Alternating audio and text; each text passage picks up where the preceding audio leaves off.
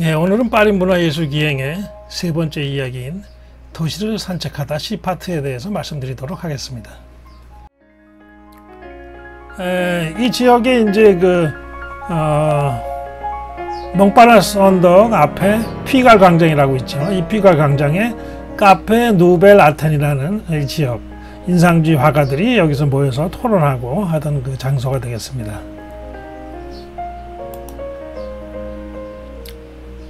자, 바스티유역에 도착하는 그 지하철의 모습을 보고 있습니다. 자, 지하철 벽에 프랑스 대혁명 벽화로 장식된 그런 벽화를 보고 계십니다. 한때는 혁명의 집합지였으면서 시발점이기도 하는 이 지역이 이제는 일상 속으로 스며들어 가지고 혁명의 그 벽화와 일상이 교차하는 그런 모습을 볼 수 있겠습니다. 자, 바스티유 지하철역 벽화죠. 처음 제가 이 바스티유역에서 이 벽화를 보고서 깜짝 놀랐습니다. 당시에 그 혁명의 현장성이라든가 이런 것들이 강하게 어필하는 그런 모습들로서 마치 줄지어서 혁명을 일으키는 그 뒤에 사람들이 같이 쭉 이어서 오는 것과 같은 그런 착시 현장을 일으킬 정도로 아주 원초적인 그 색채와 그런 그 디자인으로서 세라믹에 전사되어 있는 그런 그 벽화의 모습을 보고 계십니다. 프랑스 대혁명의 역사적 배경과 상황을 상징적으로 표현한 아주 매우 긴 그 벽화의 모습이 되겠습니다. 자, 프랑스 혁명 이후로 드라큘라에게 바친다는 빵땡 라토르의 그 작품입니다. 여기에서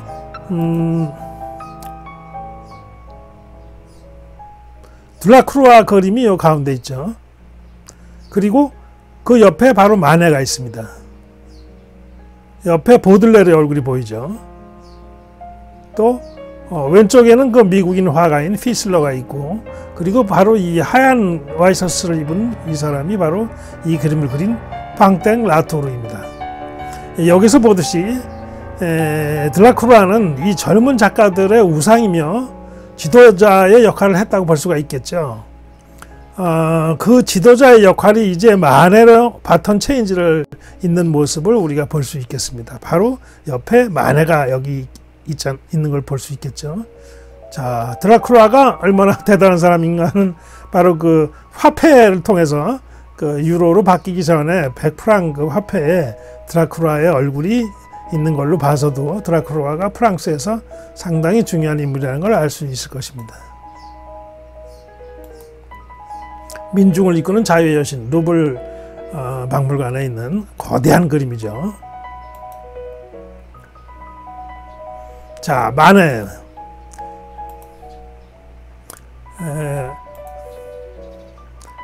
이 당시 그 살롱전 미술대전이나 마찬가지죠. 그 작품인데, 이 당시 그 미술대전에서 최고의 대상을 탄 작품이 바로 이 카바넬의 비너스의 탄생이라는 이 작품인데요. 자, 보시다시피 엄청 사실적인 그림이지 않습니까? 이 피부의 색깔을 보세요. 이 질감하고 완전히 실제 피부하고 거의 같은 그런 형태감과 그 색채라든가 이런 것들이 아주 완벽한 그런 그 사실주의적 작품을 띠고 있습니다. 왼쪽에 보이는 살롱 전시회에 많은 사람들이 심사에 합격한 작품들이 걸리는 거기서 이제 그 좌담을 하고 있는 모습을 우리가 볼 수 있네요. 이 당시에 특이한 것은 이 당시 그 나폴레옹 3세가 이 미술대전에서 살롱전에서 대상을 수상한 카바넬의 비너스의 탄생 작품을 구입을 했어요. 그리고 이걸 나중에는 그 자기 침실 옆에다가 걸어놓죠.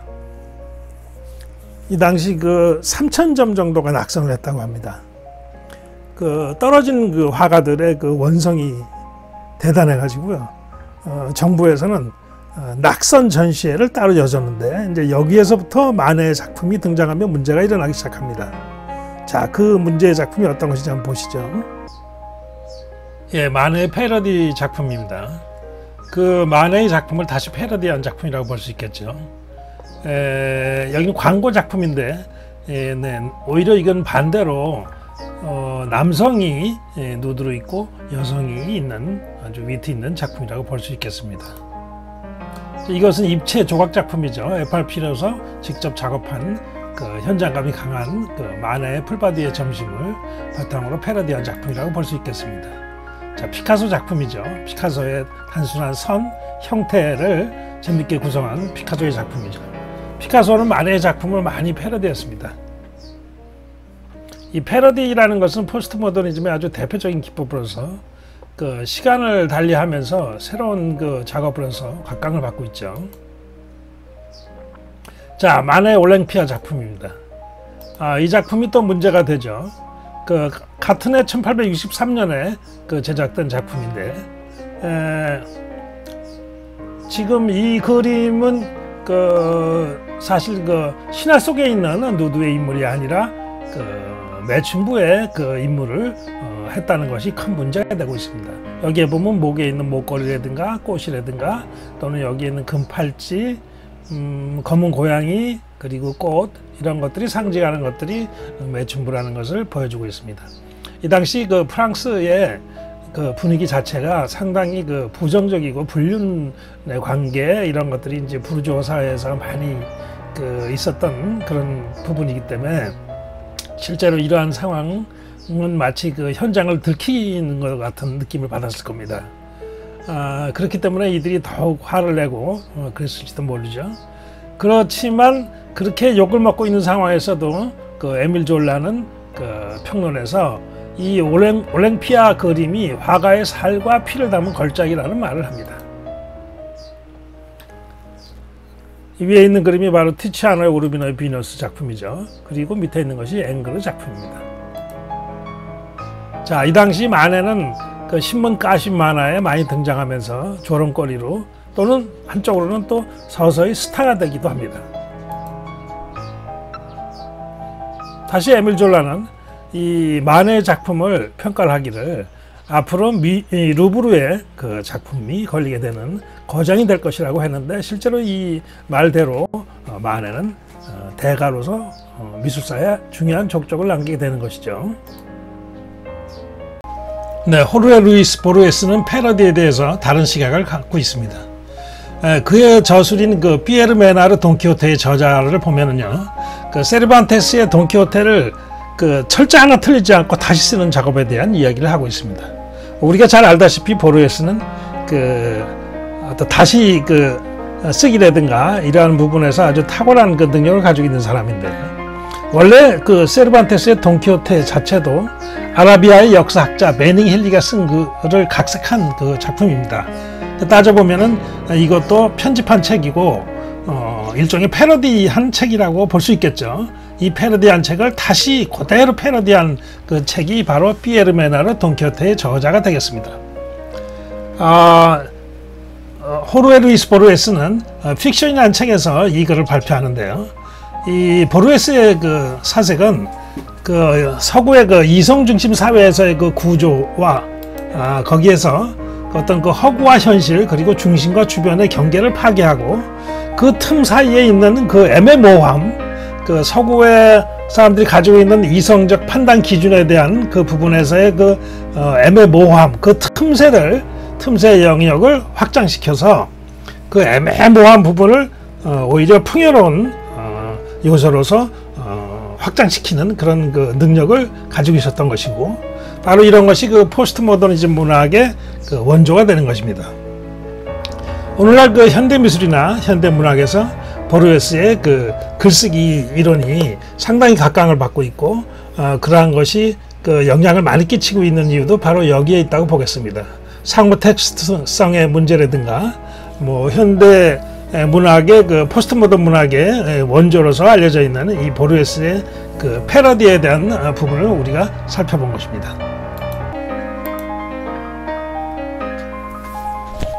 네, 에드와르 마네의 그 마지막 작품인 폴리 베르제르 바입니다. 1882년에 제작한 그림이죠. 미셸 푸코는 이 그림에 대해서 회화의 물질성과 평면성에 대한 그림이다라고 얘기합니다. 이 말은 무슨 얘기냐면은 이 그림은 지금 그 구도상으로 봤을 적에 이 식탁에 있는 이 수평선 있지 않습니까? 여기도 수평선, 그리고 이쪽에 수직선, 수직선. 어떤 사실주의 화가가 그림을 그리는데 이렇게 구도를 나누는 사람은 없습니다. 하나, 둘, 셋, 넷. 이런 식으로 그림을 나눠버리면, 수평선과 수직선으로 가로 세로로 나눠버리면은 그림이 다 구분되게 됩니다. 조각조각 나눠지게 되는 거죠. 이거는 금기 사항이죠, 구도에서는. 그런데 만화는 이런 방법을 사용하고 있습니다. 왜 그럴까요? 이 이유는 바로 뭐냐면, 만화가 이 그림을 그리면서 다른 회화에서도, 작품에서도 이런 것들이 많이 나와요. 수평선과 수직선이 들어있는 그림들. 이것은 그림이다라고 환기시켜주는 것입니다. 아니, 그림을 그림이라고 보는 거 아닌가요? 그 얘기는 좀 다른 얘기입니다. 이 안에서 보여지는 것은 르네상스 시대 이래로 원근법과 그리고 일루전, 즉 환상과 같은, 어떤 실제 있는 것 같은 2차원의 평면이 3차원과 같은 느낌을 주는 것을 이야기하는 것이죠. 그런데 여기에서는 이렇게 나눔으로써 이것이 평면적인 그림으로 보이게 되고, 이것은 하나의 물질로 보이게 되는 것입니다. 왜? 이것은 그림이야 라고 계속 환기를 시켜주니까 보는 관객은 이 그림 속으로 빠져들 수가 없게 되고, 이것을 그냥 평면적인 2차원의 면이다, 또 물질로 보게 되는 것이죠. 이 이야기는 다시 말해서 그 사무엘 베게트라든가 또는 그 브레톨드 브레히트가 그 소격 효과에서 그런 방법을 쓰지 않습니까? 그 일종의 보면은 이 연극에 너무 빠지지 말고, 너가 왜 이 연극을 보러 왔는지, 너는 무엇이고, 너가 어떤 행동을 해야 되고, 그러한 본질적인 문제에 대해서 계속 질문을 던지는 거죠. 마찬가지입니다. 만화는 이 그림에서 기존의 일루전 회화와 다르게 이것이 그림이야 라고 계속 환기시켜 주기 때문에 이것은 따블로 오브제로 보일 수밖에 없다. 회화의 물질성과 평면적인 오브제로서 보여진다는 것이죠. 이것이 나중에 이제 그 입체파 화가인 뭐 피카소나 이런 사람들한테 도움이 되고, 세잔느가 사실은 입체파에 도움을 주지만 이러한 만화의 영향을 받았다고 볼 수가 있겠죠. 또한 여기에서는 그 관람자의 위치가 문제가 됩니다. 즉, 이 모델이 여기 있으면은 관람자의 위치는 바로 그 앞에, 바로 이 부분이 되겠죠. 그런데 여기에 거울이 등장하죠. 이 거울에 비춰지는 이 모델과 또 뒤에 있는 신사, 이 그림이 그려지기 위해서는 이 시점에서 봐야 되겠죠. 그러면 원래 보는 관객의 시점이 이 자리인데 이 자리를 그냥 뺏어버린 거예요. 그러니까 관객은 자리가 없고 황당해하는 상황이 벌어지게 되는 것이죠. 일종의 초대받지 않은 손님이 되어버리는 거예요. 여기에 또 다른 시선이 자리 잡고 있다는 것이죠. 이것이 바로 회화의 특징이라고 볼 수가 있는 것입니다. 자, 이 당시 호쿠사이라는 대가가 등장하는데, 이것이 누구냐면은 우키요에라는 일본 에도 시대의 판화예요. 목판화죠. 이것이 그 만국박람회 포장지로도 사용되고 해서 이 인상주의 작가들이 보게 되는데, 그 당시 그 색채 위주로서 아주 사실적으로 그렸던 그 프랑스 화단에서 이렇게 선으로서 그리는 그림을 보게 되는 것이죠. 아주 놀라운 그림들을. 그래서 여기에서 모네 비롯해서 마네, 세잔느, 드가, 많은 인상주의 화가들이 영향을 받게 되죠. 자, 이 그림은 바로 뭐냐면 스콧 맥클루드의 만화의 이라는 작품에 나오는 것인데요. 자, 이것은 뭐냐면 사실적인 그림이 추상화되는 과정을 보여주는 것입니다. 자, 왼쪽을 보실까요? 왼쪽은 어떤 하나의 사람이 되는 거죠. 실질적인 사실적인 인물이 되는 것이니까 이 사람은 그 한 명이 딱 생존하는 것이죠. 존재하는 것이고. 그런데 이것을 좀 약간 추상적으로 하면은 요거는 몇 명 정도의 사람을 우리가 연상할 수가 있죠. 좀 더 추상화시키고 단순화시켜 볼까요? 그러면 이 사람은 한 수천 명 정도. 그리고 여기는 이런 정도는 뭐 수많은 사람, 수백만 명이 이 안에 자신의 얼굴을 상상할 수가 있어요. 또 다른 사람의 얼굴도 상상할 수가 있죠. 맨 오른쪽에 있는 점 2개 찍고 선, 그리고 원. 이거는 모든 사람이 상상할 수 있죠. 그 벨기에 작가인, 그러니까 그린 만화 중에 틴틴이라는 만화가 있어요. 바로 그 만화가 이렇게 되어 있죠. 누구나 볼 수 있고 누구나 상상할 수 있는 이런 장점을 가지고 있습니다. 이쪽에서 더 나가면 어떻게 되냐면 추상적인 언어로 가게 되는 것이죠. 언어도 쉬운 언어와 또 함축된 그 추상적인 언어로 바뀌고 이러한 과정을 우리가 한눈에 볼 수 있는 것이죠. 이 스콧 맥클우드는 이 만화 속에서 이러한 것들을 통해서 우리에게 그 사실과 추상과의 그 과정이라든가 이런 모습을 아주 그 설명을 재미있게 잘하고 있습니다. 자, 이것은 그 프랑스의 그 장치료, 그 필명 메비우스라는 이름으로 활동하고 있는 그런 사람인데, 이 그림은 만화 아르작입니다. 프랑스에서는 이 만화에 대해서 어떻게 평가를 하냐면, 만화가 어떤 이야기로서 그 이미지로서 그 시장에 나오게 되면은 철학자들이 만화가의 뒤를 쫓아가 가지고 그 만화가들이 이야기한 내용들, 이미지들을 정리하면서 그거를 이론화시키고 그 객관적인 그 상황이라든가 이런 것들을 이념화시켜서 개념으로 만들기 시작합니다. 이런 것들이 그 프랑스의 만화와 철학가들 그리고 문화적인 어떤 그 분위기라고 할 수 있겠죠. 자, 라틴 거리의 소극장입니다. 그 800년 전통인 소르본 대학가의 그 생미셸 거리죠. 자, 저는 이제 주로 이제 그 소르본 대학 이쪽에 이제 자주 다녔었는데요. 바로 이 위쪽에 소르본 대학이 있고 이쪽으로 내려다 보면 이 소극장이 있어요. 근데 어느 날 이렇게 이쪽으로 내려오다가 보니까 사람들이 많이 그 줄 서 있더라고요. 그래서 저도 이제 무슨 일이 났나 해가지고 가서 봤더니 사람들이 극장 앞에 있는 거예요.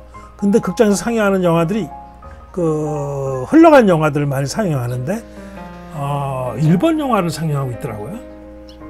그래서 가서 봤더니 그 당시 인기를 끌고 있었던 그 구로사와 아키라의 란이라는 영화와 뭐 오즈 야스지로, 그 미조구치 겐지 이 세 사람의 영화를 여기서 번갈아 상영하고 있더라고요.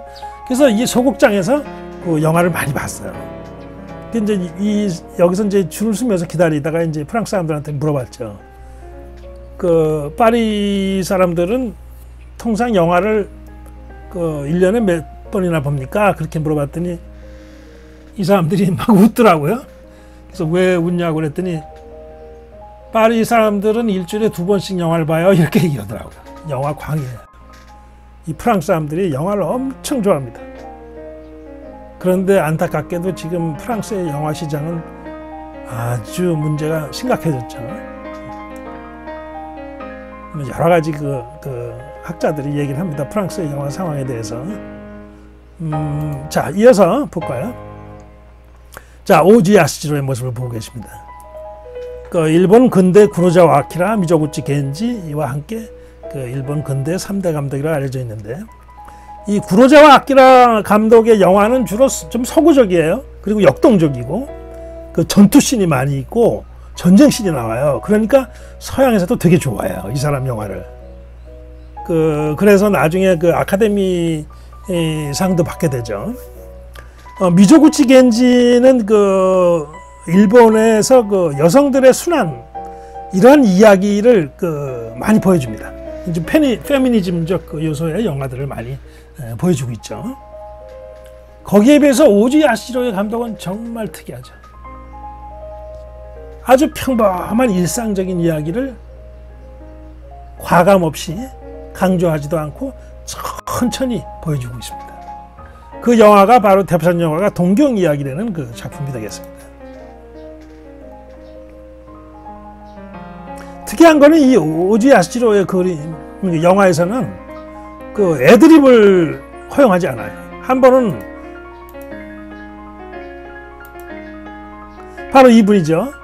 이 오즈 야스지로의 영화에 많이 나오는 사람인데, 이 동경 이야기에서도 그 주인공 아버지로 등장하는데 계속 NG가 나고 이런 상황에서 이 사람을 따로 불러가지고 오즈 야스지로가 뭐라고 얘기했냐면, 자네의 정열적인 연기보다 내 구도가 더 중요하네. 제발 오버하지 좀 말게나. 이렇게 얘기를 합니다. 그래가지고 실제로 이것에 대해서 이 조감독들이라든가 연출, 조명기사 이런 사람들이 사실 좀 반감이 많았어요. 영화배들도 그렇고. 왜? 이 오즈 야스지로의 그 영화라는 게 하나의 구도를 딱 만들어 놓고 영화 배우가 거기 등장했다가 빠졌다, 등장했다 빠졌다. 마치 일본의 가부키나 그림자 극 있죠, 노라고 하는 그러한 극을 연상시키는 거죠. 그러니까 무대 밑에서 보고서 등장하는 배우는 그 무대의 칸에 들어오고 나가고, 그러니까 카메라가 영화 배우를 쫓아다니는 것이 아니라 역동적으로 쫓아다니는 것이 아니라 카메라를 딱 고정시켜 놓고 영화 배우들이 그 안으로 들어오는 거예요. 이런 특이한 방법을 쓰게 되는 것이죠. 그러니까 영화는 매우 정적인 상황을 보여줄 수밖에 없겠죠.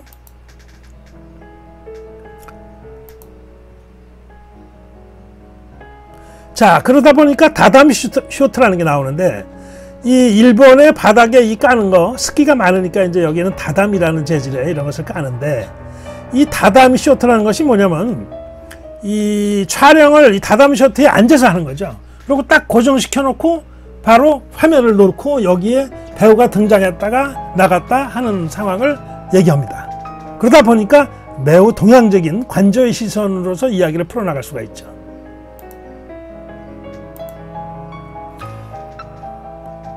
우리가 알고 있는 그 유명한 영화 미학자 알랭 베르갈라는 뭐라고 얘기하냐면, 오즈 야시로의 그 작품이 마치 만화의 그림처럼 평면적이다라는 거죠. 자, 동경 이야기에서의 이 그 방해 장면들을 보세요. 자, 수직선, 수직선, 수평선. 폴리베르제르바를 연상해 보십시오. 자, 평면적이죠. 수평선과 수직선이 어울려져 있는 이 구성을 보십시오.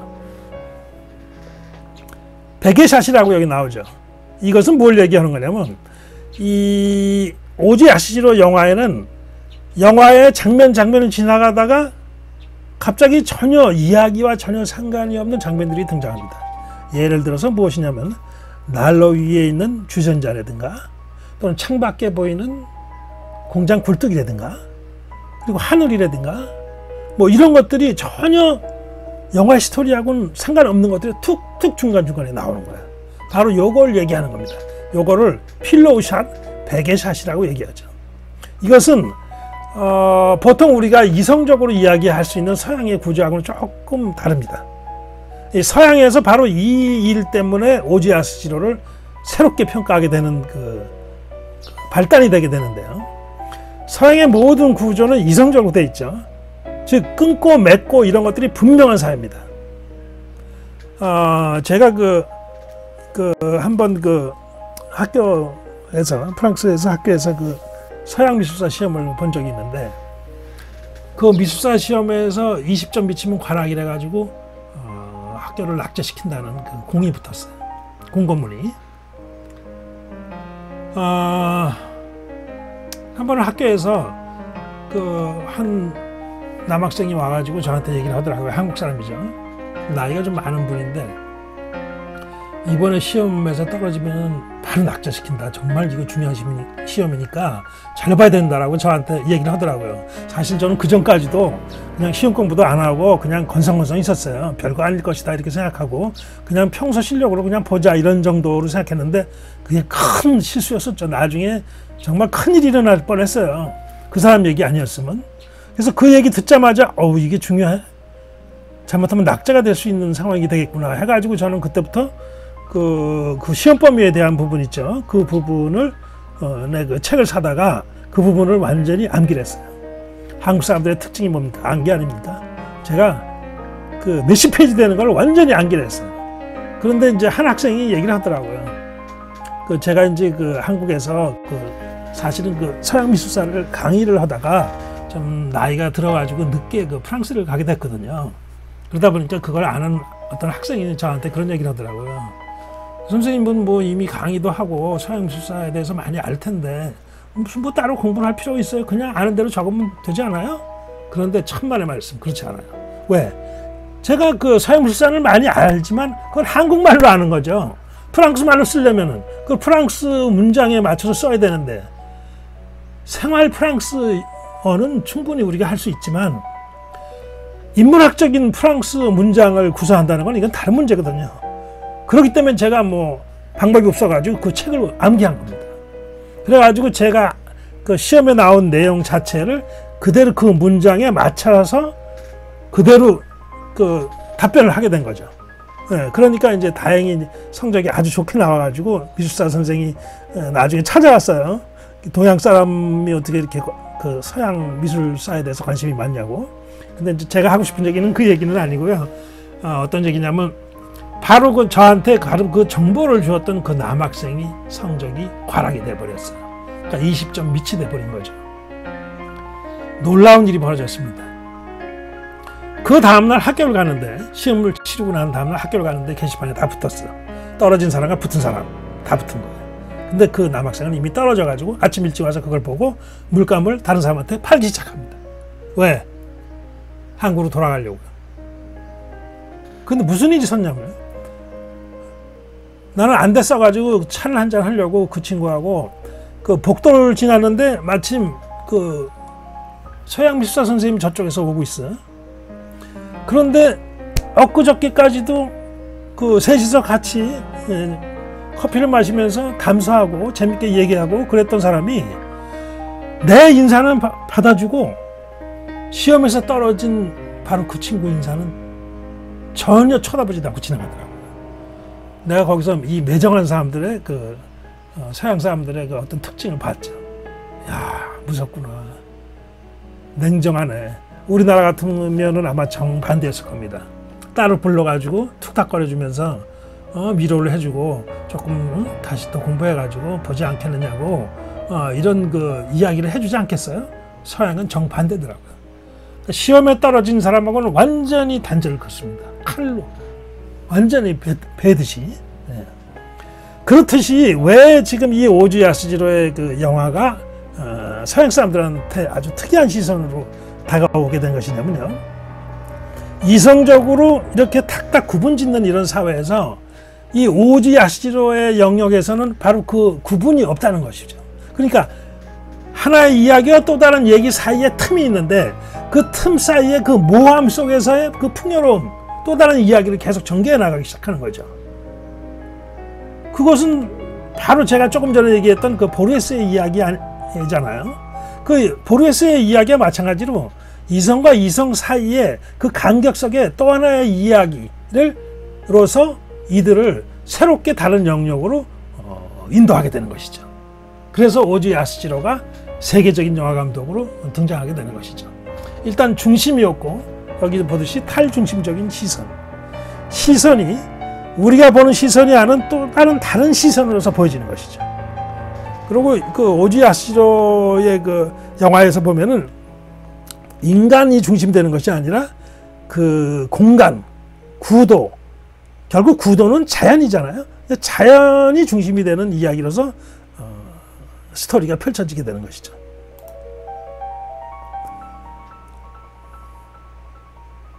자, 후기 구조주의의 그 철학자인 질 들레즈죠. 그의 그 영화 이미지 책에서 이 오즈 야스지로의 동경 이야기에 대해서 이야기를 합니다. 자, 이 이야기의 마지막 장면에서는 바로 그 동경에 같이 갔던 이 두 부부가 다시 돌아오게 되는데, 고향으로 이 어머니가 죽게 됩니다.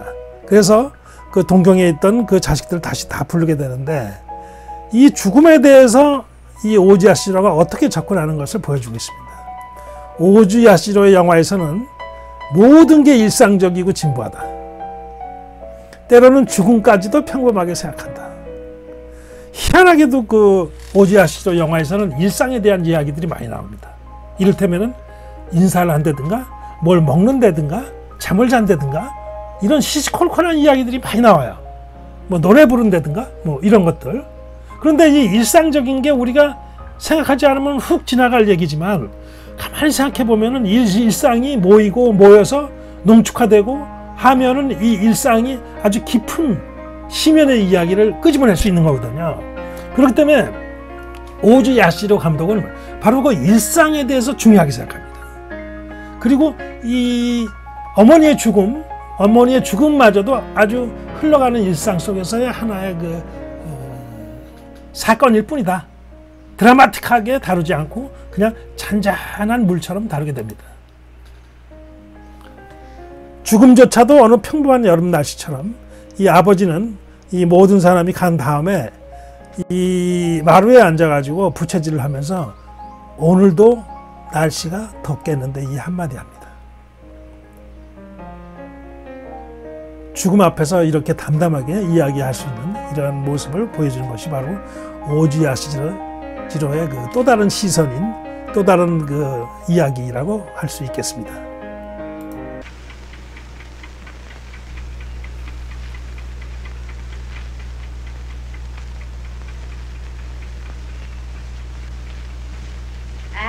やあ、皆さんお帰りになってお寂しゅうなりましたな。や本当に急なことでしたな。